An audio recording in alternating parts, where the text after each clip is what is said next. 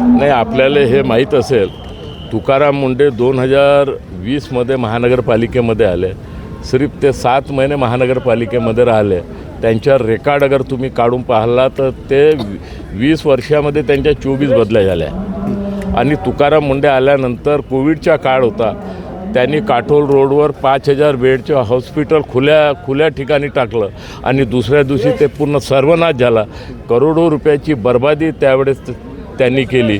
आणि महानगरपालिकेमध्ये एखादा ठिकाणी निरीक्षण करायचे असेल, इंडिया आणि मीडियाला पहिले माहीत होत होतं, परंतु संबंधित अधिकाऱ्याला माहीत नव्हतं होत, कारण ते NGO आणि मीडियाचे खूप प्रेमी होते. विकासात ते 0 होते.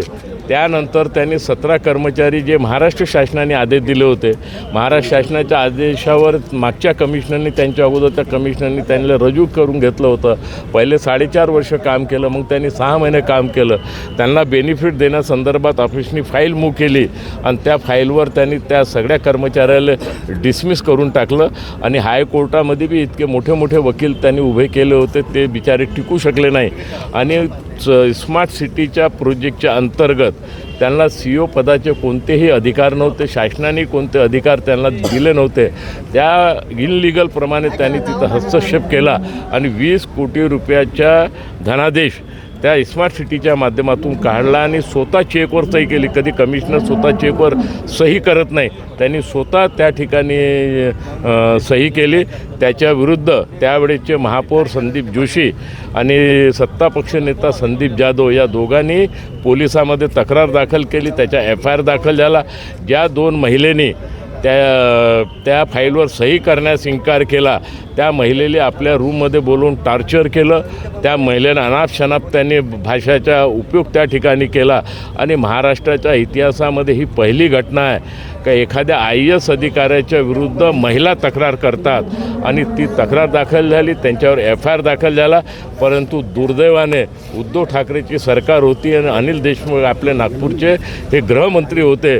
आणि त्यामुळे त्या काळामध्ये पोलीस कमिशनरने कारवाई केली नाही. आम्ही माहिती आयोग खंडपीठाकडे गेलो.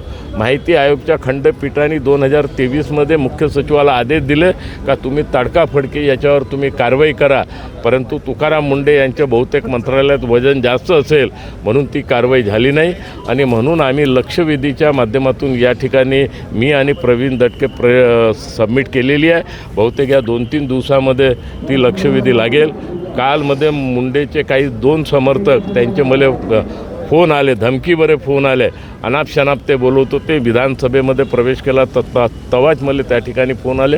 कालच मी माननीय मुख्यमंत्री महोदय, माननीय विधानसभा अध्यक्ष, पोलीस कमिशनर आणि सीताबर्डी पोलीस स्टेशनमध्ये मी तक्रार दाखल केली आहे. त्यांनी FIR बी दाखल केला आहे.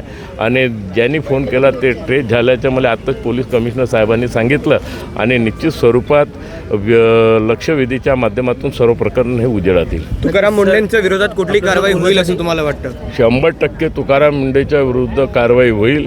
आम्ही मागणी करणार आहोत का त्याला तातडीने त्याला डिसमिस करा. त्याला पहिले तुम्ही सस्पेंड त्या ठिकाणी करा आणि मुख्य सचिव आणि पोलीस महासंचालकाच्या मार्फत त्याची चौकशी करा. तुम्ही आता विधानसभा क्षेत्रात आहात आणि पूर्व नागपूरचे आमदार आहात, तर पूर्व नागपूर संदर्भात काही चर्चा तुम्ही करणार आहात का या विधानसभा? नाही, आम्ही पूर्व नागपूर नाही तर नागपूर शहराचे विषय आम्ही आणणार आहोत. कारण तुम्हालाही माहीत असेल का 10 वर्ष पूर्वीचा नागपूर शहर कसा होता आणि 10 वर्षाच्या नंतरचा नागपूर शहर कसा आहे. आज देवेंद्र फडणवीस साहेब आणि आमचे नेते नितीनजी गडकरी साहेबाच्या माध्यमातून या 9-10 वर्षामध्ये जे विकासाच्या माध्यमातून जे परिवर्तन आलं.